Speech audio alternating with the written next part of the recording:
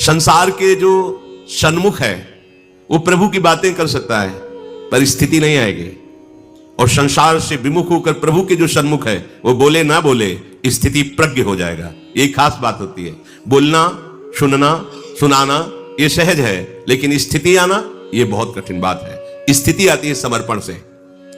समर्पण से जब आप समर्पण की बात नहीं समझ पाते तब साधन की बात कहिए, ऐसा करो, ऐसा करो, ऐसा करो, तो करते करते तुम हार जाओगे। जब हार जाओगे तो भक्ति का आखिरी स्वरूप है आत्मसमर्पण। अब यहां से प्रारंभ होगी। पाई रस भक्ति गुण जुग जुग जग दुर्लभ भव इंद्रादि विधिम। कैसे पाई? आत्मसमर्पण से। आत्मसमर्पण कैसे हुआ? साधन से। चलो इस साधन में चलो। खास बात है आत्मसमर्पण। यदि अभी विवेक काम कर जाए आप आत्मसमर्पण, तो अभी रस भक्ति का प्रादुर्भाव हो जाए। खास बात ये, अहंकार आत्मसमर्पण नहीं होने देता। संसार और प्रभु दो प्रगट में मार्ग रखे हुए हैं। संबंध घोर संसार से हमारा लग गया। देख लो अंदर की वृत्ति देख लो। हमें क्या कमी किसी के आश्रय की जरूरत है? हमारे पास रुपया है, व्यवस्था है, मकान है, लोग हैं, सब। क्या हमें संबंध किसका है तुम्हारे हृदय में? और इस रस को वही प्राप्त कर सकता है। चक्रवर्ती सम्राट अम्बरीश जी है, लेकिन संबंध केवल भगवान का है। ना अपने भजन का है, ना अपनी पवित्रता का है, ना अपने राजपने का है। एक महात्मा अपने तप का बल दिखाकर उनको भयभीत करना चाहता है। दुर्वासा जी एक कदम पीछे नहीं हटे, ऐसे हाथ जोड़े खड़े रहे वैसे। और उनका प्रभाव श्री हरि का संबंध है, तो संबंध ने संबंधी की रक्षा कर ली। सुदर्शन चक्र उनको पता भी नहीं है। इस संबंध भक्ति का खास विषय है। संसार का संबंध तुमने माना है, प्रभु का संबंध है, मानो या ना मानो, हम उनके हैं। मान लोगे तो संसार का माना हुआ संबंध हट जाएगा, नहीं मानोगे तो भी वो आपके हैं। जब आपको समझ में आवे तब मान लेना। किसी बात को लेकर के अपने में कुछ जो विशेषता दिखती है उसी का नाम अहंकार है। यदि तुम्हें विद्या का, बुद्धि का, धन संपत्ति का, जन का, त्याग का, वैराग्य का, भजन का, इनका अभिमान है तो आप अभी पराधीन हैं। अभी आप में बल वो भागवतिक जागृत नहीं हुआ, क्योंकि आपकी शुद्ध शरणागति नहीं।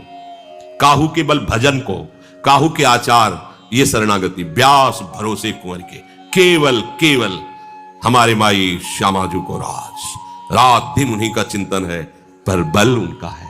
ये चिंतन उन्हीं की कृपा से हो रहा है। धन को लेकर अगर विशेषता हुई तो धन की दासता है, प्रभु की नहीं। संसार के किसी भी जन, व्यक्ति, वस्तु, पदार्थ की संबंध वृत्ति उसकी दासता है। ये तुम्हारी हेयता है। तुम अपने परम पद से दलित हो चुके हो। परंतु जो भगवान पर निर्भर है, प्रभु पर निर्भर है, ये स्वतंत्र परम पद है। शास्त्र सदगुरु भगवत वाणी की पराधीनता ये स्वतंत्र परम पद है, माया मुक्त करने का है। प्रभु चाहे उसको अपना मुकुटमणि बना ले, मालिक बना ले, या उसको सबसे नीच घोषित कर दे, उसको कोई फर्क नहीं पड़ता जो प्रभु को समर्पित है। हाँ देखो, बड़े बड़े सिद्धों को पिटवा दिया ठाकुर जी ने।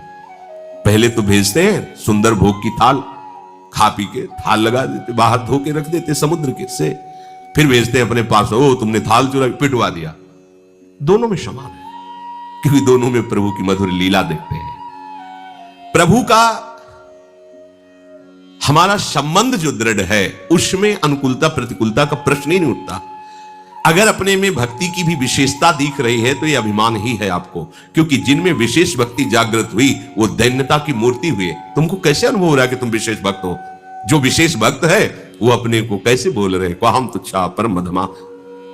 भक्त में जो विलक्षणता उतरती वो इस तरह उतरती है कि उसका शरीर, इंद्रियां, मन, बुद्धि सब भगवत स्वरूप है, पर वो सदैव इस बात से गलित रहता है हृदय कि मैं नीच अधम किसी योग्य नहीं। ओ भगवत स्वरूप स्थिति है। फिर उनके शरीर में और उनके स्वरूप में अंतर नहीं रह जाता। शरीर को पांच भौतिक कहा गया, स्वरूप को चिदानंद कहा गया, तो उनका शरीर भी चिदानंद हो जाता है। ज्ञानी का शरीर चिदानंद नहीं होता, क्योंकि मिथ्या भाव करके ब्रह्म सत्य में स्थित हुआ है। लेकिन भक्त का शरीर चिदानंद हो जाता है। साक्षात विमान में सदैव परम धाम श्री तुकाराम जी गए। परम भक्ता श्री मीराबाई जी सदैव प्रभु में लीन हो गई। श्री महाप्रभु चैतन्य देव सदैव जगन्नाथ जी में लीन हो गए। कितने ऐसे भक्तों के चरित्र आते हैं। ज्ञान मार्ग में शरीर चिन्मय नहीं होता, क्योंकि ज्ञानी असत से संबंध विच्छेद करके सत में स्थित होता है। परंतु जब भक्त प्रभु के आश्रित हो जाता है तो उसका शरीर भी, इंद्रियां भी, मन भी, प्राण भी सभी भगवत स्वरूप हो जाते हैं। इसलिए केवल प्रभु की शरणागति ही हमें। एक बार प्रज्ञा चक्षु संत श्री मानव सेवाश्रम के स्वामी जी का शरणानंद जी महाराज आगरे जा रहे थे, यमुना जी के किनारे किनारे। तो थे नहीं बाहर के, तो आंतरिक नेत्र तो खुले हुए ही थे। उनको पता नहीं चला मार्ग से, लाठी से। और प्रज्ञा चक्षुजनों को कुछ भागवती कैसी दृष्टि होती है कि हमने देखा है कि आगे गाय है और वो घूम के निकल रहे। तो फिर बताया कि बाबा देखो ये बट वृक्ष आ गए ना, मोड़ वाले आ गए ना बट वृक्ष, इनकी भी परिक्रमा करनी। उनका आप सच्ची बताओ तो वृंदावन में तुम्हें दिखाई देता है कि नहीं? तो उनका बाबा बिल्कुल नहीं, हमारी तो आंखें। तो तुम्हें पता कैसे चला? बोले हमें एक एक पग से पता है कि इस समय हम यहाँ आ चुके हैं, एक एक पग मतलब अंदर। ऐसे ही वो आगरे जा रहे थे, अकेले थे, लाठी लिए हुई, लाठी के सारे एकदम दरार फट गई और यमुना जी में गिर गए। गिरने से लाठी भी छूट गई। अच्छा, प्रगट में आंख हो तो पता हो कि हम कहां हैं, किधर हैं, जल में हैं केवल। और तो अब हाथ पैर मारे तो कुछ समझ में नहीं कि किधर को मारे। भाई पता हो कि इधर किनारा तो कुछ हाथ पैर मारे, लाठी दिखाई नहीं दे रही थी। अब एक बात केवल आई कि भगवान ही सहारा है, छोड़ दिया अपने आप को। अगर मृत्यु का समय आ गया है तो शरीर छूट जाएगा, अगर भगवान को बचाना है तो वही बचा सकते हैं। तो बस हे प्रभु, हे हरि, हम आपकी शरण में हैं। अंतिम में एकदम भगवद स्मरण, ऐसी एक लहर सी आई जैसे किसी ने हाथ पकड़कर घसीटा हो और लाठी बिल्कुल नजदीक आ गई। लाठी पकड़ा, एकदम किनारे आ गए। उसी दिन से उन्होंने अपना नाम शरणानंद रखा। अरे प्रभु ने ये तो बात सुनने में सरल लगी, लेकिन उनकी बात थी, उनकी हृदय की, कि अब तो प्राण जा रहे हैं, तैरना आता नहीं है और किधर हाथ पैर मारे कुछ दिखाई नहीं दे रहा, किनारा किधर पता ही नहीं है, और जो लाठी एक सहारा था वो भी छूट गई। अब उनका हृदयार्थ भाव में प्रभु, ओ ये चमत्कार, प्रभु ने कृपा की, लाठी स्वयं आ गई नजदीक। स्वयं क्या हो, हाथ पकड़कर निकाल लिए। वो सर्व सामर्थ्यशाली है, पर छोड़ दो, हाथ पैर मारना छोड़ दो। तुम्हें दिखाई नहीं दे रहा कि तुम बहुत समुद्र से किधर जाओगे, किनारा कहां है, हाथ पैर मारना, अहंकार छोड़ो, ऐसे आश्रित हो जाओ। तो पकड़ करके लाठी दे दी, साधन दे दिया। लाठी क्या है? साधन। ये पकड़ साधन, चल इस साधन से चल, और ये किनारा है, तैरने की जरूरत नहीं, ये किनारा है और ये चल। ये भगवत कृपा से प्राप्त। हम लोग अंधे हैं, हमें पता नहीं कि हमारा क्या साधन होना चाहिए जिससे हम भगवत प्राप्त हो सकते हैं। वो प्रभु ही साधन देते हैं, प्रभु ही हमें संसार किनारे ले आए। देखो ना, श्री धाम में आ गए हो, शरणागत हो गए हो, किनारे लग गए हो, हाँ लाठी मिल गई, साधन, चलो अब इसी के सहारे चलो, आप पहुंच जाओगे, अपने भवन तक पहुंच जाओगे। स्वामिनी जी बड़ी कृपालु है। हमारी केवल भगवत चरणारविंद की निष्ठा जागृत हो जाए, अहम शून्य। इसमें संत जन उदाहरण देते कि एक बकरी चराने वाला बकरी चरा रहा था, तो एक बकरी हरी हरी पत्तियां चुनने में खूब मगन थी, और संध्या काल हुआ तो सब बकरियों को लेकर चला गया। ना उस चराने वाले को होश रहा उसका, और ना चरने वाली बकरी को होश रहा। अब संध्या अंधेरा हो गया, तब उसे चेतना आई, देखा आसपास कोई नहीं, अब वो डर गई। अब वो चली तो सामने एक जलाशय दिखाई दिया, तो सोचा अब जो होगा होगा, प्यास लगी, पानी पी लेते। अब जो होगा, पानी पीने गई तो पानी पीते ही उसको वहां गीले में ऐसे पंजे दिखाई दिए। तो उसे किसी बलवान का पंजा है, देखते ही प्रयोग करके बैठ गई वहीं। भेड़िया आया तो उसकी तो लार टपकने लगी, बकरी है, खाने को अच्छा मिलेगा। बकरी ने कहा, ये पंजा देख रहे हो? इसके सारे सिंह का पंजा। भाग गया भेड़िया कि अरे अगर सिंह ने इसकी रक्षा तो कौवा हमें मार डालेगा, भाग। अब उसको और विश्वास हो गया। अनुभूतियां भगवत चरणारविंद की समर्पण वृत्ति को और बढ़ाती हैं, और उसको और विश्वास, अरे बचा लिया मुझे। ऐसे जो भी जीव आता और उसकी तरफ गुर्राता तो बड़े ठसक में कहते, ये पंजा देख रहे हो? ये तो सिंह की परिचय। भाग जाते। सिंह आया और दहाड़ मारी, शाम के अंधेरे से लेके अभी तक इसी पंजे के सहारे में बचती रही हूं, इस पंजे को देख लो। सिंह ने कहा, अच्छा ये तो मेरा ही पंजा। बोले अब हम तो इस पंजे के सहारे से अभी तक बचती रही। अब तो उन्होंने कहा, फिर तुम चिंता मत करो, पंजा तो हमारा ही है। हाथी को कहा कि अगर हमसे विरुद्ध चलोगे तो हम तुम्हें नष्ट कर देंगे, झुको, सूंड से उठाओ, इसको अपनी पीठ में बैठा लो, और पूरे जंगल की कोमल कोमल पत्तियां इसको चराओ, और अपनी पीठ पे रखना, कोई भी इसको छेड़ ना सके। समझे इसका आशय? संसार वन में हम भोगों की विषय चाट में भूल गए, और जो काल रूपी चरवाहा है वो हमको चला रहा था विषयों में, हमारे समय को नष्ट कर रहा है। अब चलते हुए हम भूल गए, अपनी मदांधता में, अपने स्वाद में हम भूल गए। अब ध्यान आया कि अरे ये तो रात्रि का समय, अब तो मृत्यु का समय आएगा, मुझे कौन बचा सकता है। एकमात्र है गहरे पंजे जिनके हैं, श्री हरि चरणारविंद। आश्रय ले लिया तो जिए काल बस ना परे, जो इन चरणों का आश्रय समुझ जाए शरण, ते डरत ना काल डर। फिर लोग कहते हैं कि महात्मा लोग तो बड़ी मौज ले रहे हैं यार, ये सिंह की शरण में हुए, उसका हुक्म हुआ कि कोमल कोमल पूरे जंगल की पत्तियां लाके इसको पाओ। क्यों? क्योंकि मेरी शरण में है, मेरी शरण में विश्व ब्रह्मांड की समस्त सिद्धियां, समस्त संपत्तियां उसके चरणों में लुटती हैं जो भगवद आश्रित हो जाता है। एकमात्र भगवान का वैभव है सब अनंत ब्रह्मांड, और उन्हीं वैभवपति की शरण में अब उसके लिए क्या कमी, जाके राम धनी वाक्य कौन कमी। हम प्रभु के चरणों का आश्रय ले लेंगे तो वो हमें जना देंगे कि मैं कौन हूं। हमें पता नहीं कौन प्रभु है, रोज वो देखते हैं, हमसे मिलते हैं, रोज आते हैं हमारे पास, हमसे मिलते हैं, पर कौन से रूप में आते हैं ये हम पहचान नहीं पाते। पर वो जब रोज देखेंगे ना कि तुम उसी पंजे के सहारे बैठे हो, तो एक दिन बता देंगे कि ये मेरा ही पंजा है, और अब देख मेरा समग्र ऐश्वर्य, समग्र ज्ञान, समग्र प्रेम मैं तुझे पूर्ण कर देता हूं, अब किसी अन्य की जरूरत नहीं। इसलिए भगवान कह रहे ते ज्ञानम तेहम शविज्ञानमिदम वक्ष्याम्य शेषतः यज ज्ञात्वा नेह भूयोन यज ज्ञातव्य मवशिष्यते। हे पार्थ, तेरे लिए अब मैं ज्ञान का वर्णन करूंगा, विज्ञान सहित, अशेषता, संपूर्णतया ज्ञान का वर्णन करूंगा। यह ज्ञान ऐसा है जिसके जान लेने के बाद तुझे कुछ जानना बाकी नहीं रहेगा, अन्य कुछ भी शेष नहीं रहेगा, सब कुछ प्राप्त हो जाएगा, और मैं स्वयं इस ज्ञान को तुम्हें प्रदान करता हूं। ज्ञानम तेहम शविज्ञानमिदम वक्ष्याम्य शेषता। भगवान कहते हैं अर्जुन, यद्यपि यह ज्ञान मैंने महात्माओं को भी दिया है, उनके जो अनुभव में आया वो वाणी में नहीं आया, क्योंकि वाणी अलग है, अनुभव अलग है। जहां अनुभव हुआ वहां वाणी नहीं है, और जो वाणी है वो अनुभव में नहीं है, आभास मात्र बोलती है। और प्रभु की वाणी और अनुभव तीनों एक हैं। हमारा शरीर, हमारा अनुभव, हमारी वाणी, तीनों में अंतराय है। हमारा स्वरूप अलग है, शरीर अलग है, वाणी से जो निकल रहा है वो अनुभव की केवल आभास वृत्ति है, वो बोला ही नहीं जा सकता। अनिर्वचनीयम ब्रह्म स्वरूपम प्रेम स्वरूपम अनिर्वचनीयम, वो अनिर्वचनीय है। लेकिन जब ब्रह्म ही बोले तो उसके लिए अनिर्वचनीय नहीं है, क्योंकि उसकी वाणी भी ब्रह्म है, उसका स्वरूप भी ब्रह्म है, उसका अनुभव भी ब्रह्म, साक्षात ब्रह्म बोल रहा है। तो प्रभु इसीलिए कह रहे ज्ञानम ते अहम शविज्ञानमिदम वक्ष्याम्य अशेषता। अशेषता बाकी नहीं रहेगा, जो मैं बोल रहा हूं सुनो, और कोई बोलेगा तो बाकी रह सकता है, क्योंकि जो अनुभव में आ रहा है वो वाणी में नहीं आ रहा।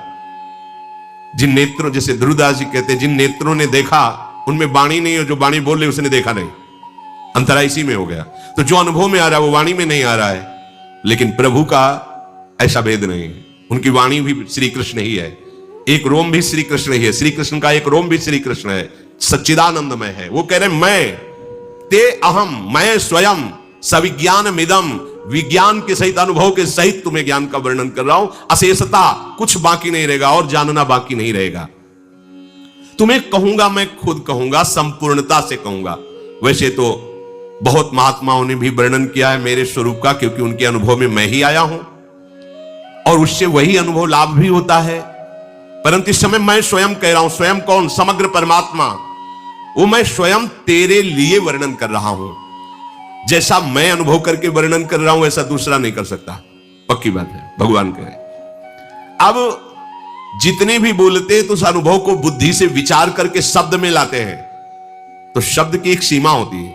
लेकिन प्रभु की बुद्धि भी प्रभु है, प्रभु की वाणी भी प्रभु है, प्रभु का अनुभव भी प्रभु, और स्वयं प्रभु बोल रहे हैं। अब वहां भेद नहीं हो सकता, जैसे इधर भेद है प्राकृतिक और अप्राकृतिक का। प्रभु की बुद्धि समष्टि बुद्धि का स्वरूप है, और किसी भी महात्मा की बुद्धि समष्टि बुद्धि का एक अंश है। वो कितना जान सकता है, उसकी बुद्धि कितना जान सकती है, जितना प्रभु जला दिए। लेकिन प्रभु कितने बोले ना इति नेति, इसलिए वेद भी नेति नेति कह के वर्णन करते हैं। पर मैं सदा ही पूर्ण हूं, इसलिए मेरा ज्ञान पूर्ण है। ऐसा नहीं कि मैं पहले अनजान था, अब मुझे ज्ञान हुआ है। अनजान को जो ज्ञान होता है, जितना दिया गया उतना ही है, लेकिन प्रभु ज्ञान समुद्र है। इसलिए ध्यान पूर्वक तू सुन। प्रभु का जो सगुण स्वरूप है, निर्गुण स्वरूप जानना सरल है, सगुण स्वरूप जानना कठिन है। निर्गुण रूप सुलभ हति, सगुण जान नहीं कोई, सुगम अगम नाना चरित सुनि मुनि मन भ्रम होई। वैसे प्रायः कहा जाता है कि निर्गुण निराकार की अनुभूति करना बड़ा कठिन है, लेकिन यहां कह रहे हैं कि सगुण साकार की कठिन है, निर्गुण निराकार की नहीं। प्रभु का जो रूप है, ऐश्वर्य है, प्रेम है, महिमा है, वो निर्गुण में आसक्त जनों को भी आसक्त कर लिया, ऐसा देखा गया। जनक जी महाराज निर्गुण निराकार ज्ञान के सिद्ध महापुरुष हैं, राजा होते हुए भी। बड़ा आश्चर्य है, राजा होते हुए भी, भोग ऐश्वर्य संपन्न महलों में रहते हुए भी, जिनके शरीर में लंगोटी भी नहीं है, ऐसे विरक्त, जो जन्म सिद्ध वैरागी हैं, ऐसे महापुरुष श्री सुखदेव जी के गुरु हैं। कौन? महाराज जनक जी। राजा पदवी पे हैं, रानियां हैं, भोग ऐश्वर्य संपन्न हैं, और इनके चेला कौन है? श्री सुखदेव जी महाराज। निर्गुण निराकार की अनुभूति से तृप्त महापुरुष हैं जनक जी। जब राम जी को देखते हैं तो उनका ब्रह्माकार मन आसक्त हो जाता है राम जी में। निर्गुण निराकार में वही सिद्धि प्राप्त करता है जो शब्द स्पर्श रूप रस गंध का विजेता होता है। कोई भी त्रिभुवन का शब्द या रूप या रस या गंध आकर्षित नहीं कर सकता। इसलिए ज्ञान के पंथ कृपाण के धारा है, जो निर्विघ्न पंथ निर्वाही सो कैवल्य परम पद लाई। और यह तो सिद्ध ज्ञान की मूर्तिमान स्वरूप है विदेहराज जनक। जब राम जी को देखा तो ऐसे लुभायमान हुए कि बार बार अपने ज्ञान की वृत्ति को संभाल रहे हैं, नहीं संभल पा रहे। तब विश्वामित्र महामुनि ज्ञानी अपनी बात को, अपनी स्थिति को विश्वामित्र जी से नेत्रों ही नेत्रों में पूछा। मानो वो कह रहे हो कि सहज विराग रूप मन मोरा, मेरा मन तो सहज बैरागी, पर इनके रूप को देखकर जैसे चकोर चंद्रमा में आसक्त हो जाता है, ऐसी स्थिति हो रही। इन्हीं बिलोकत अति अनुरागा, बरबस ब्रह्म सुखई मन त्यागा। निराकार ब्रह्माकार वृत्ति में आनंद रहने वाला मन आज राम रूप का गुलाम होता जा रहा है। जबरदस्ती इस रूप ने निराकार ब्रह्म की अनुभूति में छके हुए मन को आसक्त कर लिया। ये क्या हो रहा है? ये क्या हो रहा है? महामुनि ज्ञानी विश्वामित्र जी से परम विदेहराज जनक जी महाराज प्रश्न करते हैं। इन्हें विलोकत अति अनुरागा, बरबस ब्रह्म सुखई। ये ब्रह्म सुख से भी श्रेष्ठ सुख है प्रभु के साकार रूप की उपासना। प्रभु के और इस साकार अवतार लीला से भी महाश्रेष्ठ प्रभु श्री कृष्ण की ये प्रेम लीला, ब्रज लीला। और इस लीला को प्रकट करने के लिए निकुंजेश्वरी निकुंजेश्वर जो पधारे, तो जो निकुंज में अनादिकाल से अनंत काल तक वो रूप, वो सौंदर्य, वो प्रेम, ये अत्यंत दुर्लभ बात है। भगवान के ज्ञान रूप को, तत्व रूप को जानकर सब मुक्त हो गए।